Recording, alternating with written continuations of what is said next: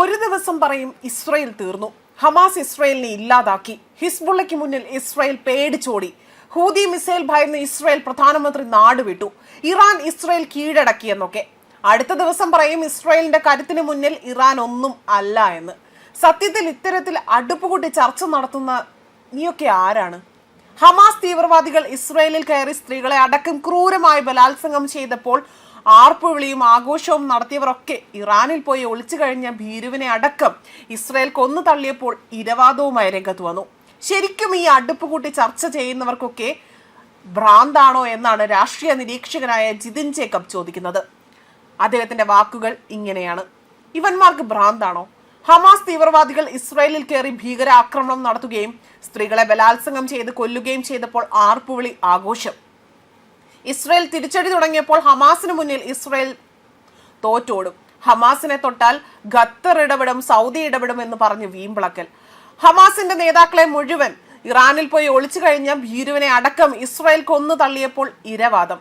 പിന്നെ ലെബനോൻ കേന്ദ്രമാക്കി പ്രവർത്തിക്കുന്ന ഹിസ്ബുള്ള എന്ന തീവ്രവാദ സംഘടന ഇസ്രയേലിനെ ആക്രമിക്കാൻ തുടങ്ങിയപ്പോൾ ഹമാസ് അല്ല, ഹിസ്ബുള്ളയല്ല, ഇസ്രയേലിന്റെ അന്ത്യം അടുത്തു എന്ന് പറഞ്ഞതായി ആഘോഷം. അനുയായികളോട് ഇസ്രയേലിനെ ആക്രമിക്കാൻ പറഞ്ഞിട്ട് ഭൂമിക്കടിയിലെ ബങ്കറിൽ കയറി ഒളിച്ച ഹിസ്ബുള്ള തലവൻ ഉൾപ്പെടെ ഇസ്രയേൽ പടമാക്കുകയും 1500ഓളം വരുന്ന ഹിസ്ബുള്ള തീവ്രവാദികളെ പേജർ ബോംബ് ഉപയോഗിച്ച് ഒരേ സമയം ഹൂറിഫൈഡ് ചെയ്യുകയും ചെയ്തപ്പോൾ സിറിയ ഇടപെടും, ഇറാൻ ഇടപെടും എന്നൊക്കെ പറഞ്ഞതായി തള്ളൽ. ഹൂതികൾ എന്ന യമൻ കേന്ദ്രമായ മറ്റൊരു തീവ്രവാദി സംഘടനയുടെ ചില മിസൈലുകൾ ഇസ്രയേലിലെ മരുഭൂമിയിൽ വീണപ്പോൾ ഹൂതികൾക്ക് മുന്നിൽ ഇസ്രയേൽ ഭയന്ന് വിറയ്ക്കുന്നു എന്ന് പറഞ്ഞ് ആഘോഷം. സിറിയയിൽ മതഭീകരർ അധികാരം പിടിച്ചപ്പോൾ ഇസ്രയേലിന്റെ നാളുകൾ എണ്ണപ്പെട്ടു എന്ന് പറഞ്ഞ് ആവേശം കൊണ്ടു. ഇപ്പോഴത്തെ സിറിയൻ ഭരണകൂടമാകട്ടെ ഇസ്രയേലിന്റെ പ്രോക്സികൾ ആണ് എന്ന് മനസ്സിലായപ്പോൾ തന്നെ ആ പ്രതീക്ഷയും തകർന്നു. അവസാന പ്രതീക്ഷയായിരുന്നു ഇറാൻ.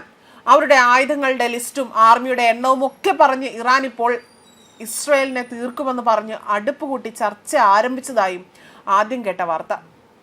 ഇറാന്റെ ആർമി തലവനെ ഉൾപ്പെടെ മുൻനിര ആർമി ഉദ്യോഗസ്ഥരെയും ആണവ ശാസ്ത്രജ്ഞരെയും ഒരൊറ്റ രാത്രി കൊണ്ട് ഇസ്രയേൽ തീർത്തു എന്നതായിരുന്നു. ഇറാൻ ഇസ്രയേലിലേക്ക് അയച്ച മിസൈലുകൾ ഇസ്രയേലിലെ ജനവാസ കേന്ദ്രങ്ങളിൽ വീഴുകയും നിരവധി സാധാരണക്കാർ കൊല്ലപ്പെടുകയും ചെയ്തപ്പോൾ വീണ്ടും ആഘോഷം തുടങ്ങി. പക്ഷേ ഇസ്രയേൽ ടെഹ്റാനിൽ തീമഴ പെയ്യ്ക്കാൻ തുടങ്ങിയതോടെ ഇവന്മാർ കളം മാറി. ഇന്നലെ ഇസ്രയേലിനെ മഹത്വപ്പെടുത്തിയായിരുന്നു അടുപ്പുകൂട്ടി ചർച്ച. ഇറാൻ ഷിയ മുസ്ലിം രാജ്യമായതുകൊണ്ടാണ് അടുപ്പുകൂട്ടി ചർച്ചകൾ കാലുമാറി ഇപ്പോൾ ഇസ്രയേലിന് ജയ് വിളിക്കുന്നതെന്ന് കേൾക്കുന്നു. അതേസമയം ഇപ്പോഴത്തെ ഇവന്മാരുടെ പുതിയ വാപ്പ തുർക്കി പ്രസിഡന്റ് ഇർദുഗാൻ ആണ് കേട്ടോ. തുർക്കി ഇടപെടും, തുർക്കി രംഗത്ത് വന്നാൽ ഇസ്രയേൽ പിന്നെ ഭൂമുഖത്തുണ്ടാകില്ല എന്ന് പറഞ്ഞ് അടുപ്പുകൂട്ടി ചർച്ചകൾ കുറെ വിഡ്ഢികളെ ആവേശം കൊള്ളിക്കുന്നത്. എവിടെയെങ്കിലും ഒരിടത്ത് നിൽക്കടെ നീയൊക്കെ. ഒരു ദിവസം പറയും ഇസ്രയേൽ തീർന്നു, ഹമാസ് ഇസ്രയേലിനെ ഇല്ലാതാക്കി, ഹിസ്ബുള്ളയ്ക്ക് മുന്നിൽ ഇസ്രയേൽ പേടിച്ചോടി, ഹൂതി മിസൈൽ ഭയന്ന് ഇസ്രയേൽ പ്രധാനമന്ത്രി നാടുവിട്ടു, ഇറാൻ ഇസ്രയേൽ കീഴടക്കി എന്നൊക്കെ. അടുത്ത ദിവസം പറയും ഇസ്രയേലിന്റെ കരുത്തിന് മുന്നിൽ ഇറാൻ ഒന്നുമല്ല എന്ന്. സത്യത്തിൽ നീയൊക്കെ ആരാ? ഇറാനിലെ ഇസ്രയേൽ ചാരന്മാരെ നിരീക്ഷിക്കാൻ ഇറാൻ നിയോഗിച്ച 21 പേരും മൊസാദിന്റെ തന്നെ ചാരന്മാരായിരുന്നു എന്നതുപോലെ ഇനി നിങ്ങളും ഇസ്രയേൽ ചാരസംഘടനയായ മൊസാദിന്റെ ആളുകളും വല്ലതും ആണോടെ? മതം തലയ്ക്ക് പിടിച്ച കുറെ വിഡ്ഢികളെ കോൾമേയർ കൊള്ളിച്ച് ചാനൽ റേറ്റിംഗ് കൂട്ടുകയാണ് ഇവന്മാർ. അതോടൊപ്പം സമൂഹത്തിൽ വലിയ തോതിലുള്ള വിടവും സൃഷ്ടിക്കുന്നുണ്ട്.